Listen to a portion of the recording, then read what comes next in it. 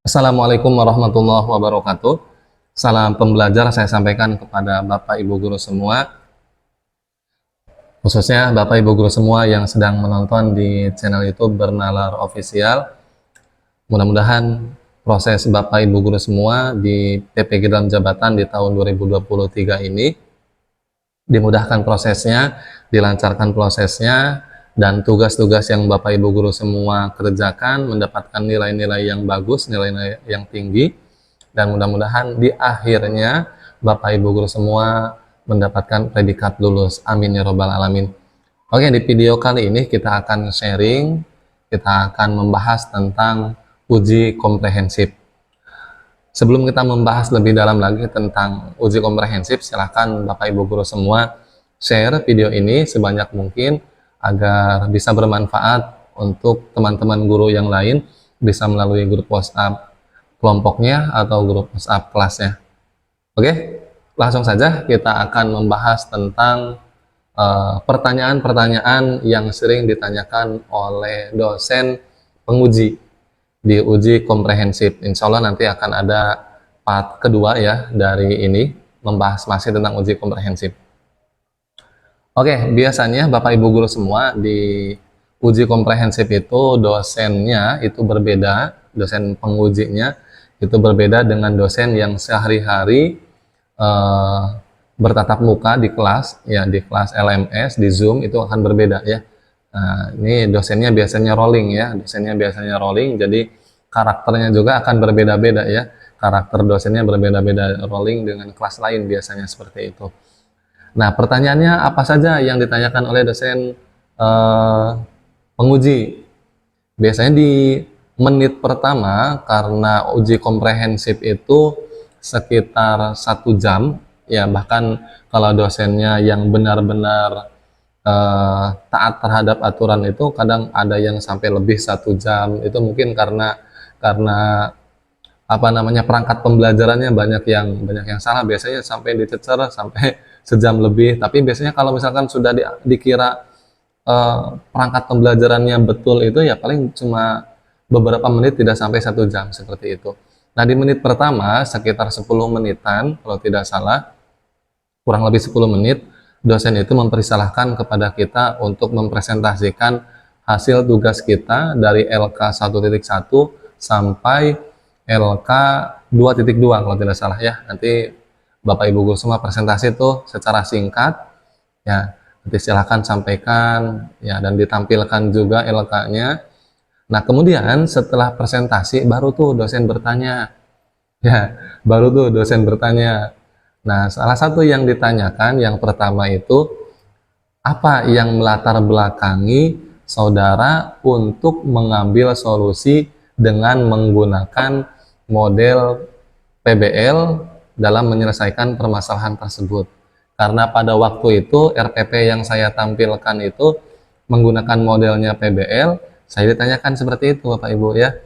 Nah, barangkali Bapak Ibu guru semua nanti yang ditampilkannya PJBL ya, nanti silakan dalami itu PJBL ya. Nah, ditanya tuh apa yang melatar belakangi saudara ya dalam menentukan menyelesaikan masalahnya ini dengan menggunakan PBL. Nah, silahkan Bapak Ibu guru semua jawab selogis mungkin sehingga bisa meyakinkan ya, jawaban kita itu bisa meyakinkan dosen penguji. Ya, tentunya dikaitkan dengan permasalahan-permasalahan yang di LK yang sudah kita buat. Ya, seperti itu. Nah, kemudian masih tentang model pembelajaran yang kita ambil, yang kita presentasikan di RPP tersebut, saya juga ditanya tentang ini. Apakah sebelumnya saudara pernah menerapkan model PBL ini di kelas sebelum PPG ini? Katanya gitu, ditanya saya seperti itu ya. Nanti silakan Bapak Ibu guru semua jawab tuh. Kalau misalkan belum, ya jawab belum. Kalau misalkan sudah, ya silakan jawab sudah. Ya, nah seperti itu. Karena apa? Karena berkaitan lagi nih, berkaitan lagi dengan pertanyaan selanjutnya, masih kaitannya dengan model pembelajaran yang Bapak Ibu guru semua ambil di RPP tersebut. Ya, pertanyaannya apa? Pertanyaannya, mengapa saudara begitu yakin bahwa model PBL ini bisa berhasil menyelesaikan masalah yang saudara kemukakan di LK-LK sebelumnya. Nah, silakan tuh Bapak Ibu guru semua jawab. Ya, paling yang paling ini yang paling bingung saat kita menjawab itu kalau misalkan kita belum pernah menerapkannya ya. Pertanyaan sebelumnya ditanyakan tentang apa namanya? Sudah menerapkan sebelumnya atau belum model ini ya. Nah, itu akan bingung kalau misalkan kita belum pernah menerapkan terus ditanya, "Kenapa begitu yakin bahwa model ini akan berhasil?"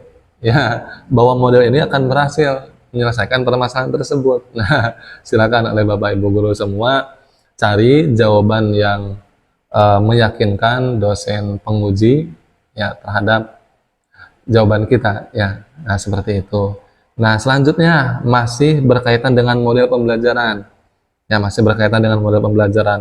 Karena saya waktu itu PBL di RPP-nya yang saya presentasikan ditanyakan lagi tuh. Ya, dan ini pertanyaannya lebih mendalam lagi. Lebih mendalam lagi apa yang ditanyakannya? Yang ditanyakannya itu adalah kaitannya dengan ini. Kaitannya apakah saudara mengetahui latar belakang munculnya model pembelajaran problem based learning atau PBL. Saya ditanya tuh latar belakang munculnya, ya kenapa ada model PBL ini, ya saya ditanyakan seperti itu oleh dosen pembimbing. Sedangkan saya dosen penguji ya, sedangkan saya tidak mendalam sekali ya, tidak ada persiapan tentang pertanyaan itu. Ya, nanti silakan oleh Bapak Ibu guru semua searching di internet mengenai sejarah dari PBL juga sejarah dari PJBL. Ya, barangkali menemukan dosen yang menanyakan hal sama seperti itu. Dan masih berlanjut ternyata tentang PBL ini, ya saya ditanyakan lagi, tahu tidak asalnya dari kota, dari negara mana PBL ini lahir? Nah, karena yang saya tahu bahwa problem based learning itu menggunakan bahasa Inggris, jadi pada waktu itu saya jawab, maaf Pak, barangkali saya salah, kalau tidak salah dari Inggris, kata saya, dari negara Inggris. Ternyata salah Bapak Ibu ya, PBL ini bukan dari Inggris. Nah, kata dosen pada waktu itu dijelaskan. Ya, jadi nanti silahkan Bapak Ibu guru semua dalami itu model PBL atau PJBL. Lahirnya dari negara mana, terus kenapa ada model itu? Ya barangkali ditanyakan. Nah, itu kaitannya dengan model pembelajaran yang ditanyakan. Nah, kemudian pertanyaan selanjutnya yang ditanyakan oleh dosen penguji itu adalah kaitannya di RPP. Yang ngambil dari RPP, kemudian dosen penguji nanya tuh, ya di siklus pertama, di kegiatan inti, siklus pertama itu kan di PBL itu orientasi terhadap masalah ya. Nah, di dalamnya itu kan ada guru menyampaikan permasalahan kepada peserta didik. Nah, menurut dosen penguji itu di RPP saya permasalahan yang saya sampaikan ke peserta didik itu salah. Ya, salah. Ya, saya ditanyakan, menurut saudara masalah yang diberikan kepada peserta didik di siklus pertama kegiatan inti sudah betul atau salah? Ya, sudah betul atau belum? Kata dosen pembimbing penguji itu seperti itu. Nah, karena menurut saya pada waktu itu betul, saya jawab, maaf Mbak, barangkali saya salah. Menurut saya, masalah yang saya sampaikan dan saya tuangkan di RPP ini dan disampaikan ketika pembelajaran nanti ke peserta didik, itu sudah betul. Tapi barangkali ada kekeliruan, kata saya. Barangkali menurut Bapak salah, ya saya minta masukannya seperti itu ya pada waktu itu. Dan ternyata betul salah. Ya, kata dosen penguji itu salah. Ya, ya, jadi nanti silahkan Bapak Ibu guru semua betul-betul didalami lagi RPP yang oleh Bapak Ibu guru semua buat ya, terutama ya kaitannya dengan siklus-siklus di model pembelajarannya. Nanti silahkan diperiksa lagi, dikoreksi lagi, agar supaya apa? Agar supaya tidak banyak pertanyaan yang timbul dari RPP-nya. Ya, nah itu. Nah, kemudian selanjutnya yang sering ditanyakan itu biasanya dari RPP yang dibedah itu ya, RPP, LKPD, sama instrumen penilaian. Nah, tiga perangkat pembelajaran itu yang harus Bapak Ibu guru semua dalami ya, RPP, instrumen penilaian, kemudian satunya LKPD. Ya, tiga instrumen itu, tiga perangkat pembelajaran itu. Untuk media pembelajaran sama modul bahan ajar itu, kalau saya tidak ditanyakan sama sekali. Ya, yang betul-betul dibedah itu, yang betul-betul ditanyakan itu ya tiga perangkat pembelajaran tadi. Nanti silakan Bapak Ibu guru semua, ya persiapan mah 5 perangkat pembelajaran itu ya didalami, dikuasai ya, didalami, dikuasai. Insya Allah kalau Bapak Ibu guru semua mendalami sekali terhadap perangkat pembelajaran yang oleh Bapak Ibu guru buat, ya akan bisa menjawabnya nanti ya. Oke, selanjutnya yang ditanyakan oleh dosen penguji itu kaitannya dengan HOTS. Nah, kaitannya dengan HOTS. Nanti silakan Bapak Ibu guru semua dalami itu materi HOTS. Ya, karena di modul ini belajar mandiri juga ada. Ya, di modul belajar mandiri pedagogik nanti silakan oleh Bapak Ibu guru semua dalami itu di modul ya, didalami lagi modul pedagogik ya, karena ada tentang HOTS ya. Kalau tidak salah ada di modul tentang HOTS. Nanti ditanyakan, apakah saudara mengetahui pembelajaran berbasis HOTS itu apa? Jelaskan. Ya, dan ini umum ya, umum saya tanyakan, saya konfirmasi ke teman-teman kelompok saya, ternyata ya memang soal HOTS ini sering ditanyakan. Ya, kaitannya dengan HOTS, pembelajaran HOTS itu sering ditanyakan oleh dosen penguji ya, sering ditanyakan. Ya, jadi itu, apakah saudara mengetahui pembelajaran berbasis HOTS itu apa? Coba jelaskan. Nah, itu. Kita disuruh menjelaskan ya. Nah, selanjutnya masih tentang HOTS ya, masih tentang HOTS. Nah, kemudian setelah kita disuruh menjelaskan tentang pembelajaran berbasis HOTS, nah kita juga disuruh menunjukkan. Coba tunjukkan kepada dosen pembimbing ya, tunjukkan salah satu kegiatan baik di RPP maupun di LKPD atau maupun di instrumen ya yang kaitannya kegiatan tersebut berbasis HOTS. Jadi diminta kita menunjukkan mana yang HOTS tuh ya, di kegiatan kita, di kegiatan pembelajaran kita mana yang HOTS. Nanti silakan Bapak Ibu guru semua dalami itu ya, baik di RPP-nya, di LKPD-nya ya, ataupun di instrumen penilaiannya yang kaitannya dengan kegiatan pembelajaran berbasis HOTS, disuruh menunjukkan ya, seperti itu. Nah, lanjut tentang HOTS sudah, lanjut tentang TPACK. Nah, TPACK ya, ada tuh TPACK juga. Dan setelah saya konfirmasi juga, ada juga ya banyak yang ditanyakan tentang TPACK. Pertanyaannya seperti ini biasanya, apakah saudara mengetahui kegiatan berbasis TPACK? Jelaskan TPACK itu apa? Silakan Bapak Ibu guru semua dalami ya, searching boleh atau mencari referensi lain tentang TPACK ya. Terus masih kaitannya dengan TPACK, disuruh juga untuk menampilkan atau menunjukkan, coba kata dosen itu ya, coba tunjukkan di RPP ya, di RPP yang saudara buat ya, kegiatan yang berbasis TPACK mana katanya gitu ya. Saya pada waktu ditanyakan seperti itu ya, disuruh menunjukkan. Jadi bukannya disuruh menjelaskan apa itu TPACK, kan tetapi juga disuruh menunjukkan.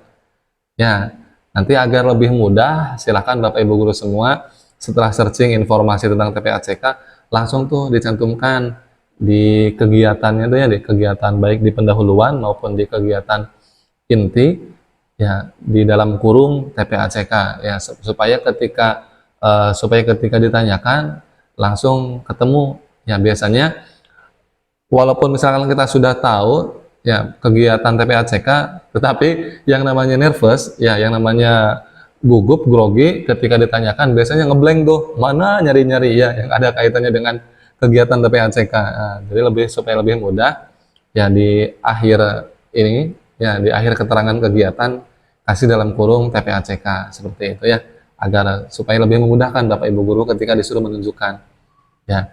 Karena saking groginya, saking nervousnya ya, kadang kita yang segitu di depan mata tapi bisa tidak kita temukan ya, kita cari-cari sampai mundur, naik lagi, naik, mundur, terus nggak ketemu karena saking nervousnya. Nah, kemudian selanjutnya TPACK sudah, terus ini pembelajaran abad 21. pembelajaran abad 21 ya. Nah, pada waktu itu saya ditanya oleh dosen penguji itu, kata dosen, coba jelaskan menurut saudara eh, komponen dalam pembelajaran abad 21 itu apa saja? Ya, komponennya. Silakan Bapak Ibu guru semua jawab ya, dan pelajari itu komponennya apa saja ya. Dan kemudian kita juga disuruh menunjukkan, coba tunjukkan kegiatan di RPP saudara, kata dosen tuh ya, di kegiatan RPP saudara yang menunjukkan pembelajaran abad 21 di mana katanya. Seperti itu ya. Nah, ini kaitannya dengan bukan model ya, pembelajaran abad 21 ya. Jadi yang paling penting sih Bapak Ibu guru semua, sebelum pelaksanaan uji komprehensif ya, diusahakan RPP, kemudian instrumen penilaian, LKPD, modul, media itu sudah dibuat betul ya, sudah dibuat benar ya, sehingga dosen penguji itu tidak banyak yang ditanyakan ya. Karena apa? Karena menurut dosen kalau RPP-nya kita sudah benar, dari langkah pembelajarannya sudah betul, itu insya Allah pertanyaan-pertanyaannya sih cuma sedikit dan pasti banyak sharingnya saja sih, banyak sharingnya saja ya, seperti itu. Jadi diusahakan RPP sebelum Bapak Ibu guru unggah ya, sebelum pelaksanaan, cek lagi tuh, walaupun sudah dipresentasikan ke dosen pembimbing sama guru pamong ya pada waktu pembelajaran ya, walaupun sudah, tapi koreksi lagi tuh barangkali ada kesalahan, atau misalkan sharing dengan guru yang ada di sekolah Bapak Ibu guru semua, kira-kira sudah betul belum nih ya, sudah betul belum perangkat yang Bapak Ibu guru semua buat. Insya Allah kalau sudah benar yang dibuatnya, perangkatnya itu sudah betul, insya Allah pertanyaan-pertanyaan itu paling cuma sedikit, dan banyaknya nanti sharing, cerita, seperti itu dari dosen penguji itu ya. Itu saja yang bisa saya sampaikan kepada Bapak Ibu guru semua. Mudah-mudahan nanti ketika Bapak Ibu guru semua menghadapi uji komprehensif, dimudahkan dalam menjawabnya, kemudian jawabannya bisa meyakinkan dosen, dan mudah-mudahan nilainya juga, nilainya yang Bapak Ibu guru semua dapatkan di uji komprehensif, karena biasanya nilainya langsung muncul tuh, nilainya ya, langsung muncul di LMS ya. Kalau misalkan dosennya yang rajin, itu biasanya langsung muncul pada waktu itu juga, langsung muncul ya, langsung muncul.